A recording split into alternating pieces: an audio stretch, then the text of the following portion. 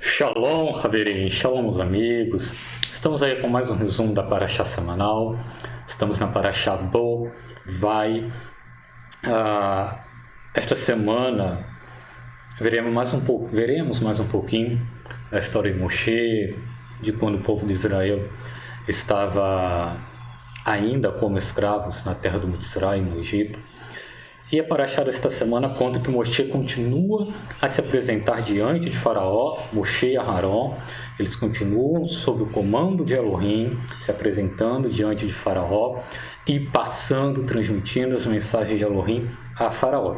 E nós vimos na história que Faraó, ele endurece o seu coração até ao ponto do Eterno matar todos os primogênitos do Mitzrayim, do Egito, como punição, né, não só a Faraó, mas a todos os egípcios, não é?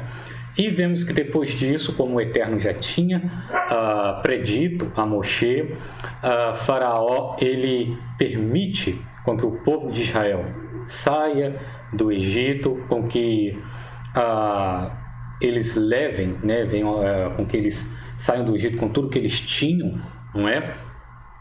Depois ele se arrepende, mas no momento ele libera o povo, porque após a morte dos primogênitos, de certa forma, ele também temia pela vida dele, sendo ele mesmo um primogênito, né? E a terra do Mitzrayim, nesse ponto, já estava toda devastada, toda destruída, devido às outras pragas ou aos outros juízos, os quais o Eterno tinha mandado à terra do Mitzrayim, né?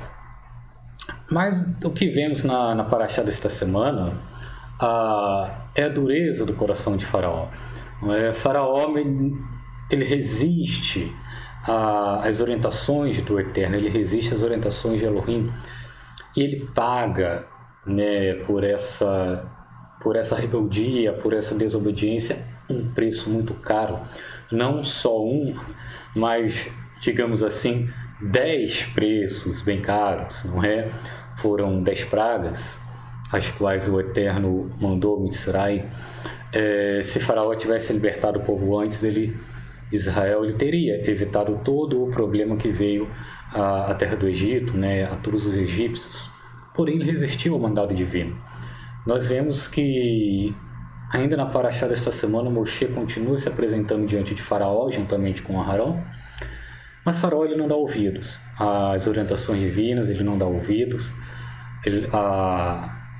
aos conselhos divinos, e não só ele sofre por causa disso, mas aqueles que estavam sob o comando de Faraó também sofreram demasiadamente por causa da decisão dele de manter o povo de Israel como escravos na terra do Mitzrayim, enquanto que a vontade do Eterno era que ele libertasse o povo, mas ele não quis.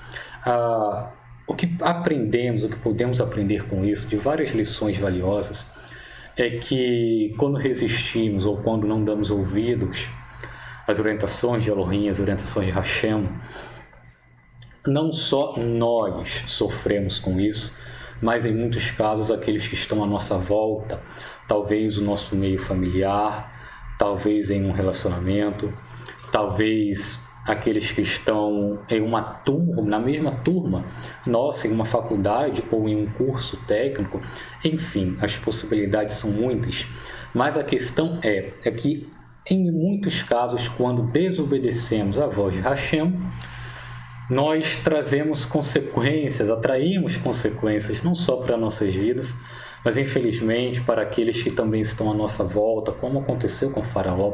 Faraó ele atraiu juízos, atraiu consequências, não só para ele, para seus súditos, mas também para todos os egípcios em toda a terra do Egito. Todos sofreram. A terra do Mitzrayim foi devastada por causa das más decisões que Faraó tomava, né, nessa situação em particular.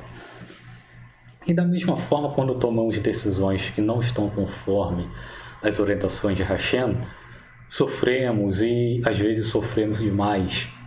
Às vezes é difícil de reparar o erro. Em alguns casos, o erro é até mesmo irreparável, temos que arcar com as consequências enquanto vivermos aqui nessa terra. Mas é muito pior quando não só nós sofremos por causa de nossas ações, mas fazemos outros sofrerem também. Fazemos com que outros arquem com as consequências de nossos erros.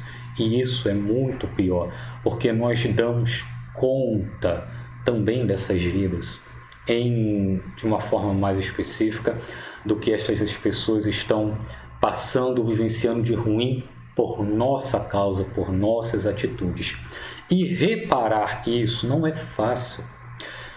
Faraó, ele libertou o povo de Israel da terra do Mitzrayim após a morte dos primogênitos. Sim, ele permitiu com que o povo saísse da terra.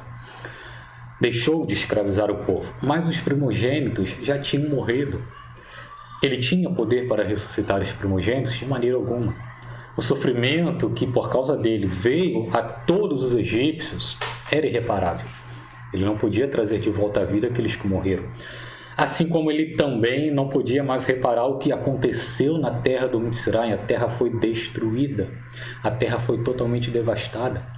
Ainda que concernente a plantações, a água, até há possibilidade de fazer alguma coisa, mas demoraria muito para reparar esses danos que os juízos divinos causaram na terra do Mitzrayim. Mas concernente aos primogênitos em particular, não, ele não poderia fazer nada. Então o sofrimento, nesse caso, para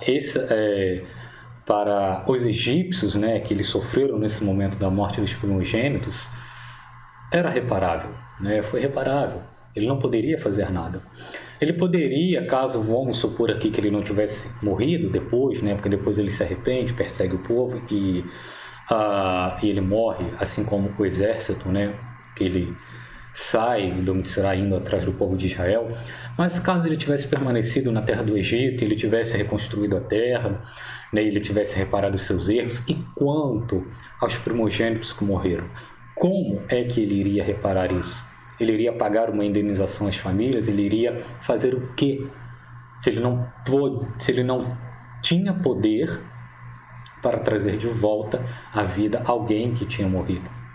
Então nós temos que tomar muito cuidado com aquilo que fazemos, porque nem sempre nossas ações ou nossas atitudes atingem a nós mesmos. Às vezes atingem alguém próximo, alguém que gostamos.